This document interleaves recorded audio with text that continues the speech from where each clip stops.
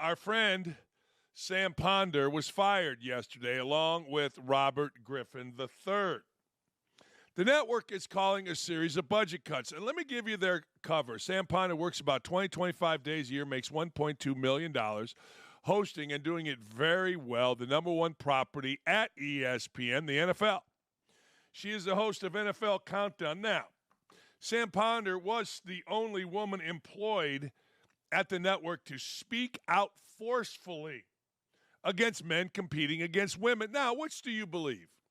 Do you believe that a network would fire its very popular with her coworkers? Randy Moss is considered a second uncle. Teddy Bruschi crying yesterday. This is all from insiders at ESPN. Do you think they did that 3 weeks ago before their first broadcast because of financial reasons? Do you think they just realized that Sam Ponder's making a lot of money? Of course not. That is all crapola. They did it because Sam Ponder pushed the envelope a little bit too far. Sam Ponder defended women not having to participate against men. The most recent was she put out a tweet, XX is greater than XY, or whatever the hell it means. She also liked certain tweets, and this is what happens at ESPN. She and others get calls, not very many, because most toe the company line of insane liberalism. But Sam Ponder didn't. Sage Steele didn't. But what happens here, according to my source inside ESPN, is that Sam Ponder would get called in.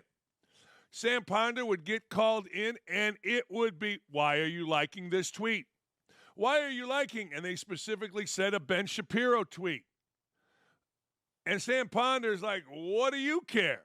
Who cares? Why'd you put a heart emoji next to a tweet talking about men and women participating against each other? That's the level of ESPN. I once got called in. Day of the game. Ohio State. I was at Ohio State. I think they played Michigan. Well, Dan, we saw a tweet. You were going back and forth. DSB, what does that mean? And I made up some lie. It means, sucking boy. But I made up some lie. Like, it means this. And it was between Dane Fife, a guy named Brad Clapper, Dane Fife's friend, and myself. And my guy, he was actually a friend. Well, Norby Williamson, you got to call him. So I called him. I go, what's the problem? This has nothing to do with anybody. This isn't vulgar. This isn't racism. This isn't anything. Well, we think, I'm like, this is what you guys do, and that's exactly what Sam Ponder did. Sam Ponder stood up for herself, according to all sources inside ESPN. That's what she did, and she got fired. Now, I want you to think about a world where, let me think, saying that men should not participate against women in sports is bad. See, do you remember a year ago or so, ESPN was all over promoting Title IX? Title IX is this. Title IX is that. Title IX is awesome. Well, men participating in sports goes directly against Title IX, but that doesn't matter.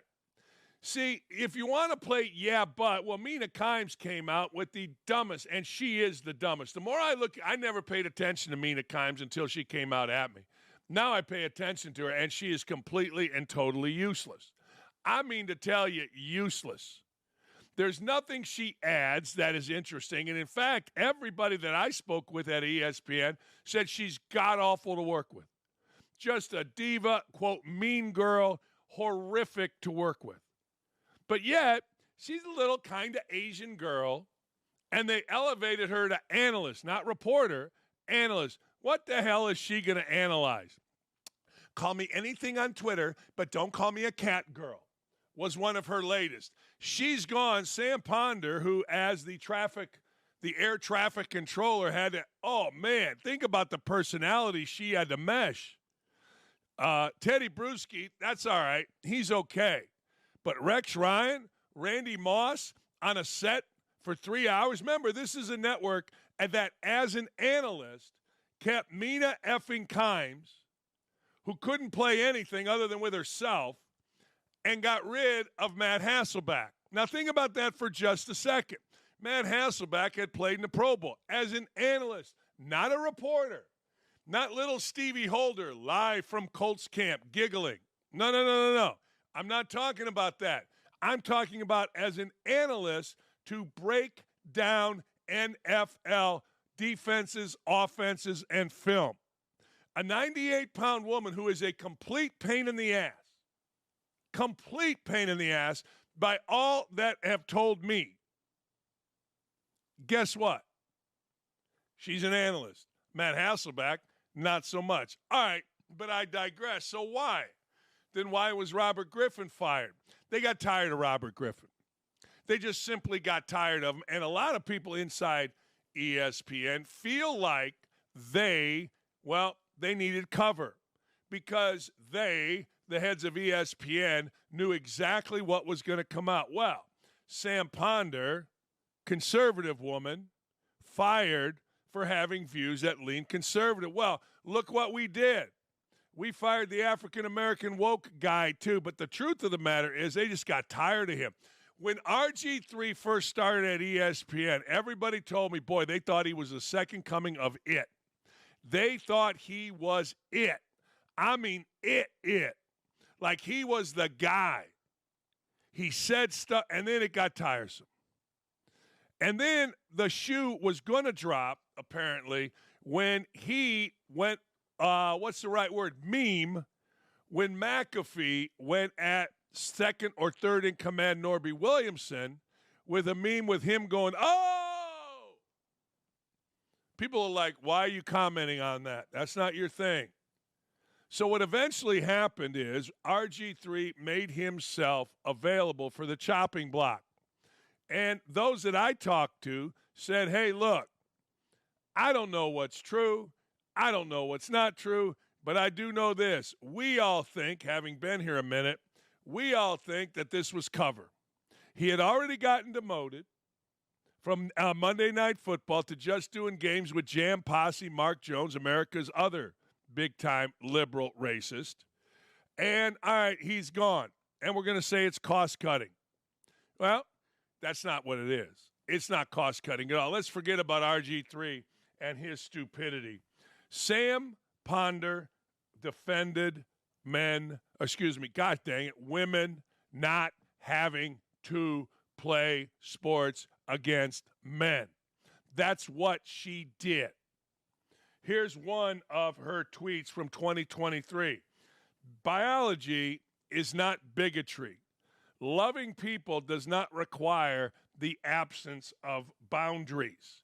Sam Ponder also liked the tweet that Kirk Herbstreit said, where he said, ridiculous question, of course not, in response to should men participate in sports against women. XX is greater than XY. She had tweeted out underneath it. I believe that's the way it went. Got her fired. Now, this tweet from 23, and you got to understand ESPN. When they want you gone, it's like any other industry. They stack it. I've told you the story before. I got in a hassle with a professor. She was calling me a racist. I thought they were stronger than they were. I defended myself. Said, you all have never been in the arena. Woman said, you want to go at it in a pool. I said, I don't go at it with anyone in a pool other than my wife. I don't need a divorce. That was taken. I thought it was funny, truthfully. I still think it's funny. Next thing you know, it blows up. Jersey Dan Wolken, he's all mad. Indy Star's writing about it. Okay. Stephanie Drewley calls me. The women, she's a vice president in charge of a lot of stuff. Dan, the women of ESPN are upset. What do I say to them? What do you say to them? Well, I knew football writer, still there, married, couple kids, was having an affair with Indianapolis Star columnist, still there, married with 2 kids. And I told her, I go, well, I didn't say names. Your football writer, married, couple kids, having an affair with the Indy Sports columnist, married a couple kids. I really don't give a shit what the women of ESPN think on anything moral. That stopped her in her tracks. So the truth of the matter is these people are full of crap. You know, back to Mina Kimes. You saw it the other day. Tim Walz is my kind of masculinity because he supports mutilating children. because he was nice to gay kids when he was a principal. See, Mina Kimes doesn't know her ass from third base. She's just going to defend a liberal agenda, going clearly against ESPN's political stance. No politics. Well, that stance was thrown out the window, except for Sage Steele. We all know that story. And, of course, Mina Kimes. That's ridiculous. I hope Sam Steele and Sage Steele and Sam Ponder. Say that 3 times. But anyway, I hope Sam sues. Say that 3 times. I hope Sam sues. I hope Sam sues. I hope Sam sues. I hope Sam sues. Just like Sage did and got a ton of money. Here is what our friend Bobby Barack put out. ESPN isn't firing Sam Ponder, its top NFL host, 3 weeks before the season due to budget cuts. Most likely the network included rgiii to make it seem as if they are not punishing Ponder for her anti-men women's sports takes. rgiii was easy to include because he was demoted and he sucks. That's right. See, most inside ESPN are still amazed at what's happened at ESPN with our friend Pat McAfee. They're stunned that Pat was allowed to do and call out second in command Norby Williamson. So the idea that Sage Steele and Sam Ponder would get fired for what they did when you compare it to what others have done, including Stephen A. Smith, it's amazing. Now, the guy in charge is a guy named Seth Markham, and he's a vicious guy. Oh, man, he's a lefty. He didn't like Sam Ponder. Didn't like her at all. And there was always friction, and Sam would stand up to him because that's Sam's personality. Sam may look like a petite blonde, but she's tough as hell. Now, she doesn't use that she is a blonde woman. She used incredible talent. The only thing someone like Mina Kimes has is that she's a DEI hire that kisses ass on the left side of politics. Sam didn't do that. Sam gone. The woman that supported Tim Walz is still there. Probably going to get demoted and probably still going to treat her coworkers like a jackass. No, it's really amazing. No, it's absolutely astounding that this is what's going on in our country. A woman can't say, think about this, a woman can't say men should not compete against women in sports. She can't say that and keep her job. Other woman can say, I endorse a political candidate that favors the mutilation of children, that let a city burn, that got a DUI, that was the worst governor, that is insanely liberal, that wants to put a communist price point on our groceries. Now, which is worse? I don't know, but I go back to this. We're weird in this world, man. We are weird in this world. It's no wonder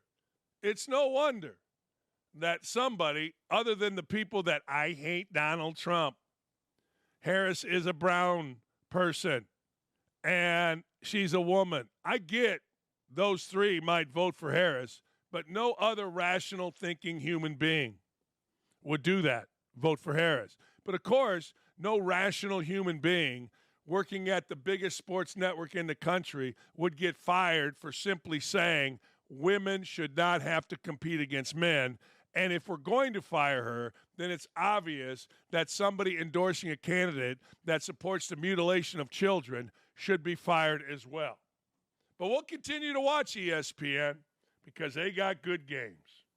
Hey, the financials are in on Caitlin Clark. The financials are in on Caitlin Clark, and she is a money-making powerhouse.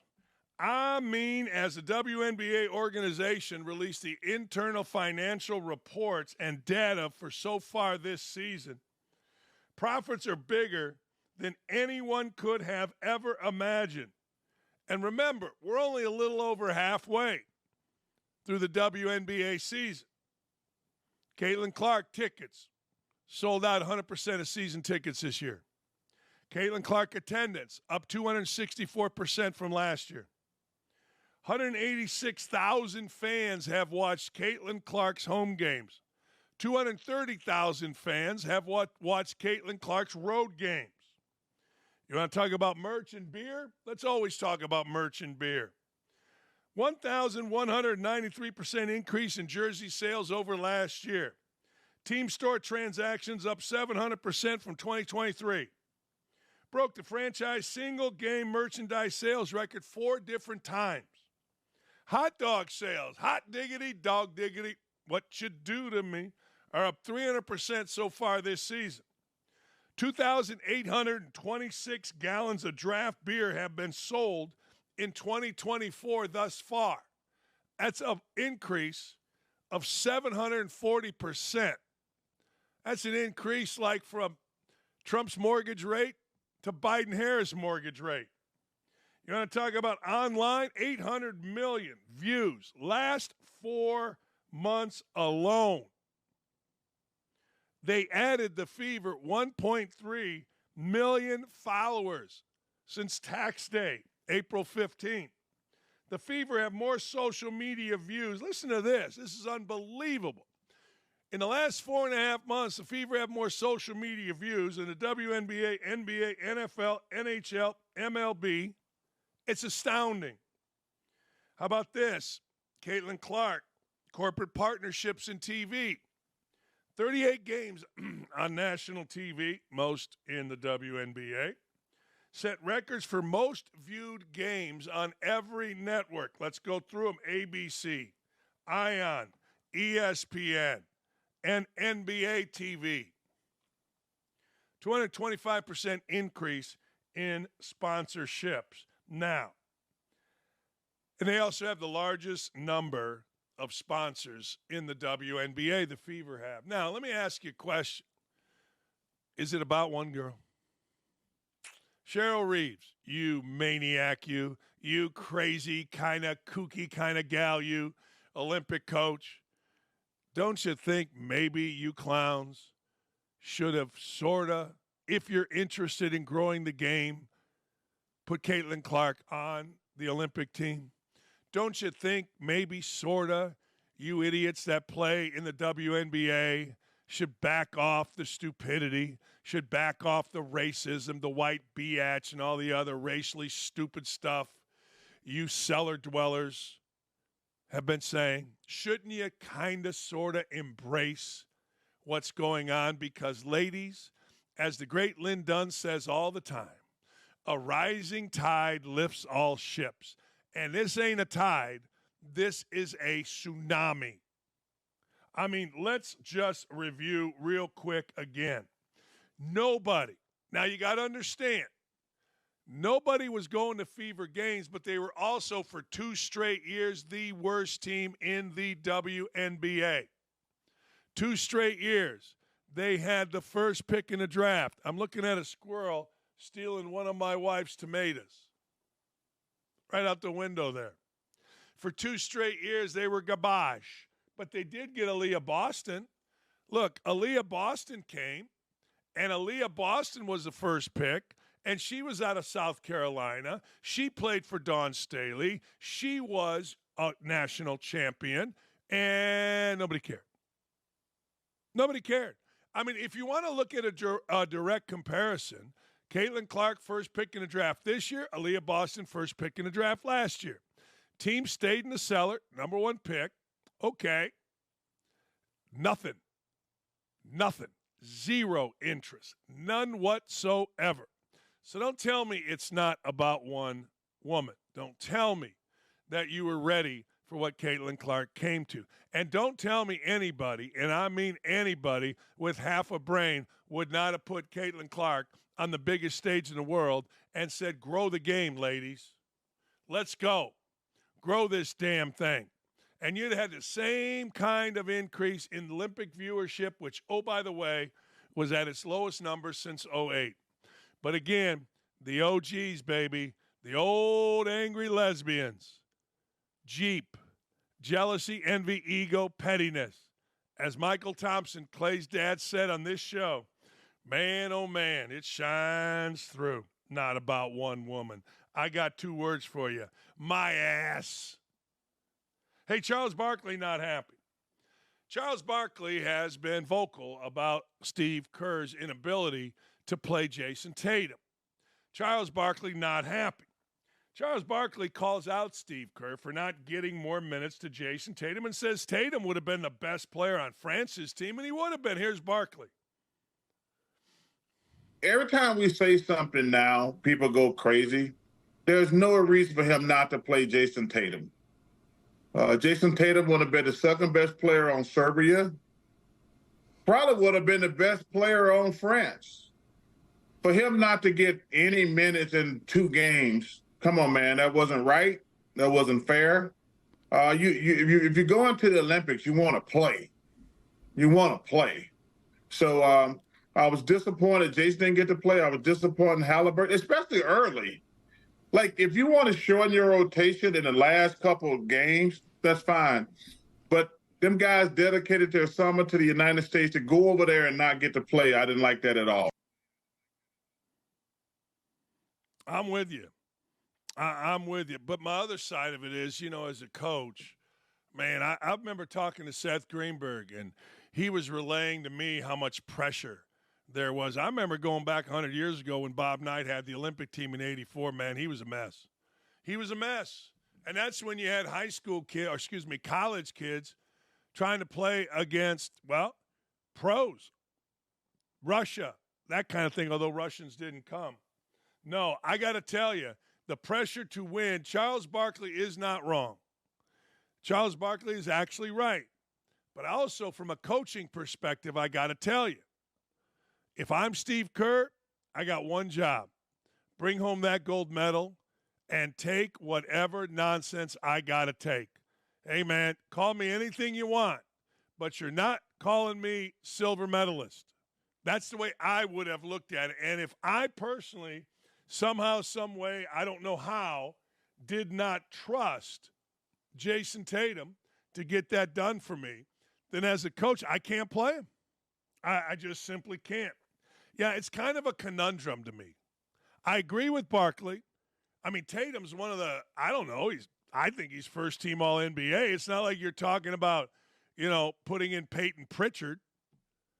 But I also know this. When Steve Kerr puts his head on the pillow at night, it's with a gold medal, not silver. And guys want to yell and scream and get mad. Tatum's mommy wants to get mad. Fans of the Boston Celtics wants to get mad. That's fine. I'll take it. I don't blame them. They should. They're passionate. But if I'm Steve Kerr, I had one job. Bring home the gold, and he did. Now, you're going to tell me same thing with Cheryl Reeves and the women, and you're right. You're absolutely right. Cheryl Reeves goes to bed, and she has a gold medal, not a silver, regardless of Caitlin Clark. And from that standpoint, you're right. But the NBA men haven't been bitching, whining, and moaning about pay attention to us, grow our game, sponsor us. Women, whether it's college, high school, WNBA, they have. And they had the opportunity, and they didn't take it. Bad business. I hope you see the difference. And maybe there isn't. Certainly isn't for a coach. You're just trying to win and screw it. On his podcast, Jimmy Traynor, who I guess is a media critic, he called former President Trump an animal, noting he wants the President of the United States to live above the fray. Really? When's the last time you saw that? I mean, let's go back. Biden can't go a day without talking about Donald Trump. Biden can't go a day without engaging in Donald Trump. Trump was obvious. He didn't live above the fray. He likes the mud. All right? Obama never lived above the fray. He got down and dirty with police. He got down and dirty with separating our country. Maybe Bush did. I don't know. Can't really remember whether he ever got anything other than above the fray. Kind of did. Clinton had interns under the desk. I mean, who knows how much stooping Clinton was doing? I mean, don't even try. So you tell me, when's the last time a president stayed above the fray? I get it. I get it. Media guy doesn't like Trump. I'll never understand it because media guys got to go get a mortgage too. Media guy's got to go get groceries too. Media guy's going to have his house broken into by some illegal immigrant too, like we all are. I don't get it, but that's the world that we live in. So Jimmy Traina says he wants the President of the United States to live above the fray. Mad Dog Christopher Russo didn't disagree. They expressed disdain over Trump's lack of respect for Biden. What is wrong with you people? Do you not pay attention? The only thing Biden has talked about in his 4 years is Trump. If it goes bad, it's Trump's fault. We're going to kill Trump, beat Trump, put him in our crop. What is wrong with you idiots? Let's play this clip. Right. What is he doing? Biden, announces he's going to leave, drop out. Right. And he kills him. Right. That's my point. Here's a guy that has been who's given his, say what you want about him. You hate him. He's a lousy president. Fine. And we can evaluate his record all day. Let the historians do that, but we can evaluate his record all day. But he did give his freaking life to the United States from 1972 on. Right. He also had tragedy in his life with his wife and child who died in that car accident. Right. So, you say what you want about the hunter, but he did have tragedy and he bounced back from that. And I think his heart, whether you like his policy, is generally speaking in the right place, where he goes out there and, even Biden, when Trump got shot, said, I'm going to call him. And he called him by his first name. Yeah, I'm going to call Donald. Yeah. Called him by his first name.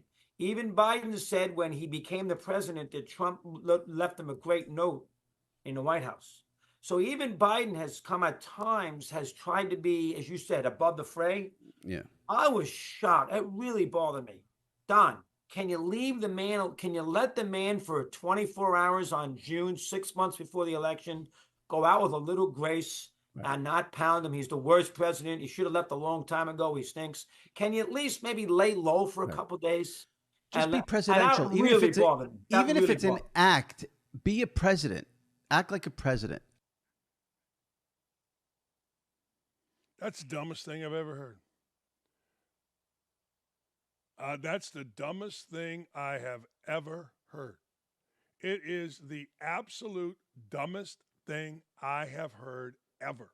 To suggest that in any way, shape, or form, Joe Biden is a victim is infuriating to me. And here's where I go.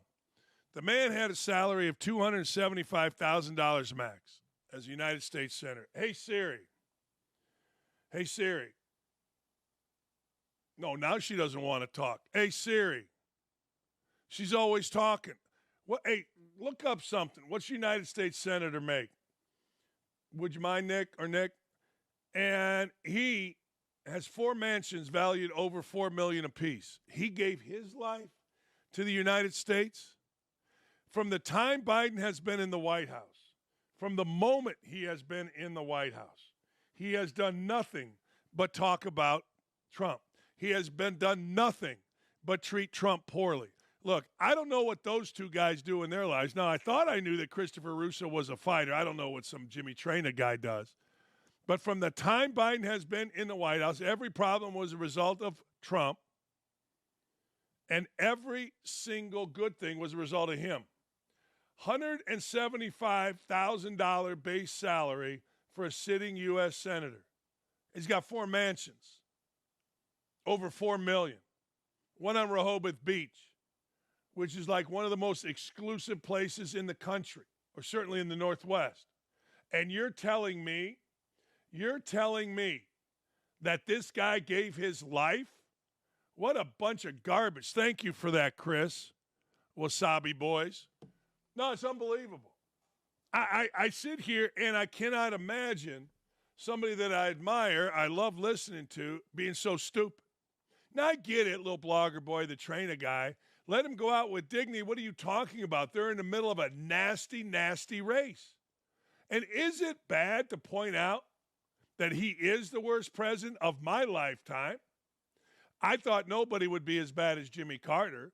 But the politics of the thing is simple. This is the worst president of our lifetime. All you got to do is know what interest rates are doing. 7.1, I got mine at 2.3.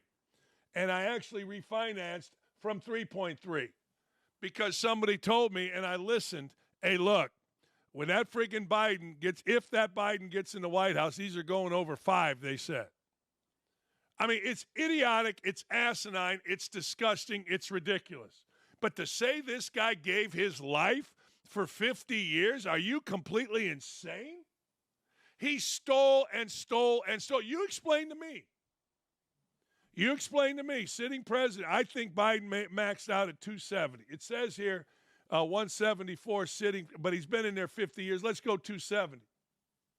You're going to buy 4 mansions over $4 million at 270? Pull this, it plays Jingle Bells.